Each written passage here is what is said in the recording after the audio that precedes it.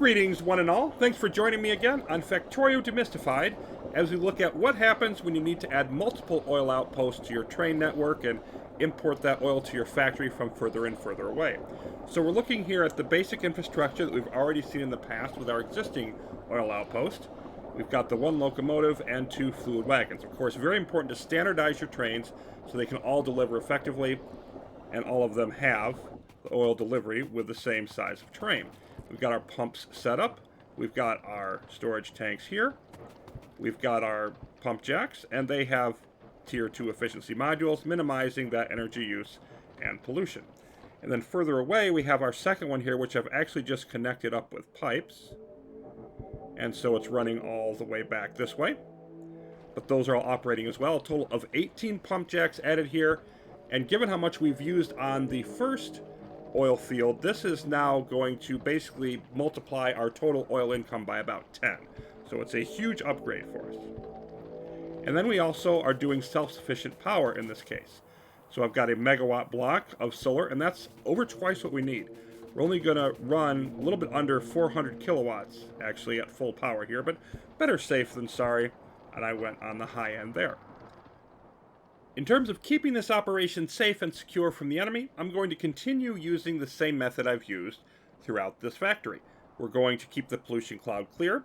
It's not going to be very large due to the efficiency modules, and if any enemies start encroaching, we will simply come down here and smack them. But we do need to keep in mind that as we move out into more and more remote areas, it's going to take longer and longer to respond to those. So you either need to keep enough of a buffer so they're not going to attack you before you can get there, or you need to perhaps employ a little static defense. And there are some people even who will defend the main factory pollution cloud that just with their outposts, they just want to build some walls and some turrets and leave it at that, particularly as you move further and further away. So let's consider the possibility of flamethrower turrets, which are quite popular at the oil outposts. And the reason for this is they use oil. Oil is their ammunition. Notice the firing arc here, though. We've got a minimum range of 6, and then it's not a 360 degree. It can only shoot in front and at somewhat of an angle to either side of that. So for that reason, you might want to stack them, say, something like this, so that the firing arc is going to overlap some, but they're decently spaced apart. And then we simply hook up more oil to it. And the lack of any need to import oil or import any type of ammunition for them is really a benefit if you want to do this. Makes your life a lot easier. Now you still need to deal with what if enemies make it through that initial firing range and come up close. So we're going to put a wall in front and make sure it's out a reasonable distance here so that they're going to be able to hit anything that's right up against the wall. We could make it a thicker wall if we wanted. We could say, look, they might break through at some point, so maybe I'll put occasionally, a gun turret back here and then just deliver ammo to it rarely but periodically to make sure it has some to deal with any breakthroughs and anything that comes up too close to our flamethrowers. But in general, I just don't find this to be all that necessary. I find the problems associated with this are still going to be more of a pain. Obviously, we're throwing in extra resources to build these defenses. We're taking some of our oil that we want to use in our factory and using it to feed our flamethrowers. So I'm going to pass on that and just do the preemptive approach. Naturally, to get any use out of this new oil we're pumping out of the ground, we have to hook it up to our train network, deliver it to the factory. And this is the point in the line where to the west is our starter oil field and to the north is factory delivery. So we're just going to add to this so we can go from either one of these directions, also going to the east, where we're going to have our oil outpost that we have just put up. And we'll get lots of use out of our robots here, deploying all of these for us. And connect this bottom line as well.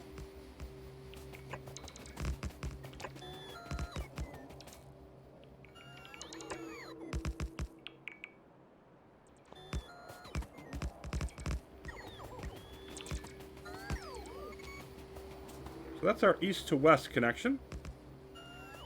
And now we need the north and the east direction to hook up. Let's bring this down, perhaps about there.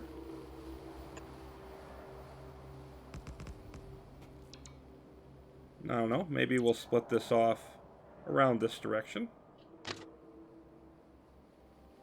Oh, looks like it's a little bit off. There we go.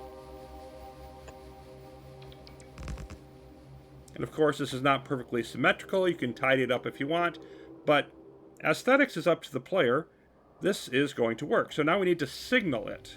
And to do that, once again, we're going to do rail in, chain out. So we go on the right side in. And then if we're coming down from the north, we'll want our chain. And of course, this is, again, to ensure that when the train enters the intersection, it will be able to leave it as well. And then signal out. Then in each direction, I also want to leave room for another train to be behind everything. So, for example, if we take this one, then we'll want another signal right about here.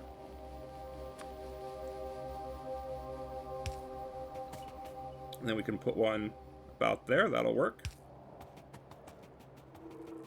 Just so there's room for always there to be something there to just waiting, able to come in.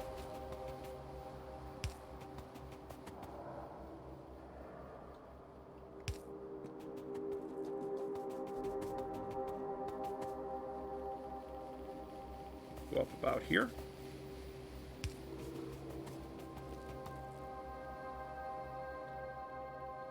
And that's enough room. And then we just need to hook this up to the rest of our outpost. So we'll just keep right on going in the same direction.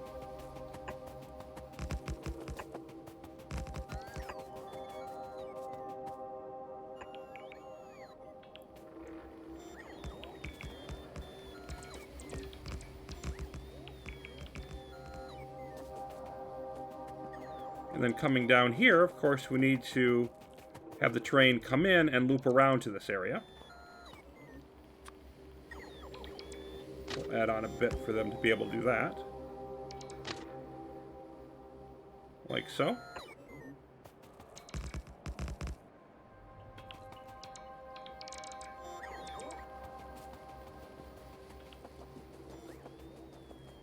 Then this bottom one here is eventually going to need to hook up here. And you know what? Let's bring it out a little bit further before we do that. That'll work.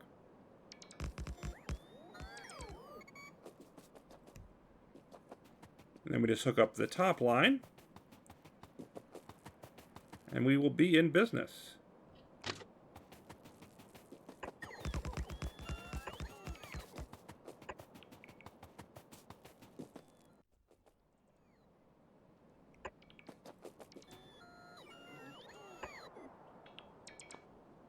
Now, of course, we will need signals here as well.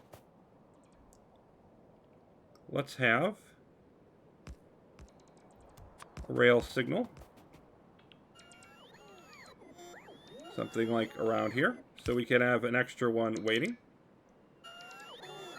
And then one behind that. And then also make sure when you leave the station that you can come up along to where the intersection is. Now we need to give our locomotives some instructions, but before we do that, let's just change this station name to something we're going to remember exactly what it's for. And then we're going to tell you to come here, always have full cargo, drop it off, always have empty cargo. We can send you on your way. And our supply route is officially now added. But what about the other train? We've got a few options we can do. First of all, we can just accept the delay that it's going to have. We can just keep going back and forth to this and be waiting longer and longer each time. But it's still going to deliver oil to our factory. Or we could have it alternate stations. For example, it could come to this station and then take 1 or 2 trips to our new primary station where it would not have to wait, and then it goes back, and then by the time it gets back here, this would hopefully be full again. That's something we'd have to constantly monitor and change, and I'm not a big fan of that. So what I'm going to do here actually is we're just going to go ahead and X out that condition. But the next time you come back, I am going to simply give you a time. So, not 30 seconds, but we will give you a full minute to just sit here and wait. And if there's enough oil there waiting for you to pick it up, then a minute will be enough. And if there's not, then we could just send you back to the main oil delivery station. But instead of doing that, what I'm going to do is actually just have you go to the primary field and pick up the rest of your inventory. And I'm going to wait to remove this station until you actually leave. There we go. So now you're going to go back to starter, then you're going to go to primary, and then you're going to go deliver. And you're using an extra little bit of fuel, but we're continuing to always use what's at this location, and then we're also going to pick up from here. And you could finagle this in whatever way you want. This is just simply the way that I'm going to try to use it. So when a train gets back here, I think we'll just take a ride back to our factory. Here we go.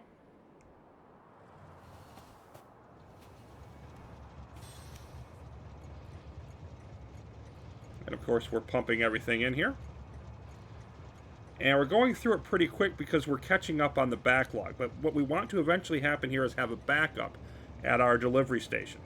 And we achieve that, then we're at a point we are ready for our oil to be handled and move on to our next step. And away we go.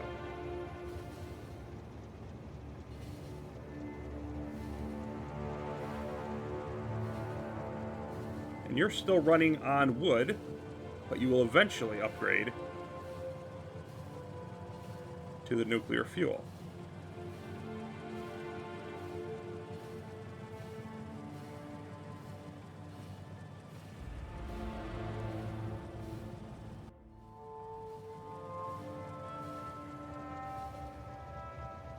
And here we are, and we actually now have our backlog in place as we would like. So now what? Well, we're building the third tier, the express transport belts, also undergrounds and splitters, so we will have those ready to deploy when and where we need them. We have the assembler 3 being built, and we can start deploying those in more significant numbers in our production lines, upgrading all of that. And then in the oil area up here, our refineries are really going full speed trying to catch up on our various products. And they seem to be very slowly gaining ground, but since they're close to the edge, I'm just going to double my refineries here. Make sure that we stay ahead on that. Obviously that means doubling our cracking operation as well. I'm also going to double our plastic, as we noted before we even went to expand and get more oil, that we were running a little bit low there. So just grabbing the things that we know about, letting everything filter through, and assess the problem then. We also noted before that we were definitely running short on copper.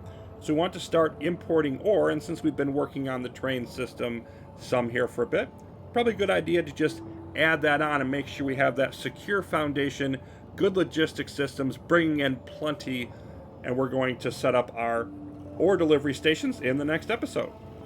Hope you'll stick around for that. Thanks for watching, everyone.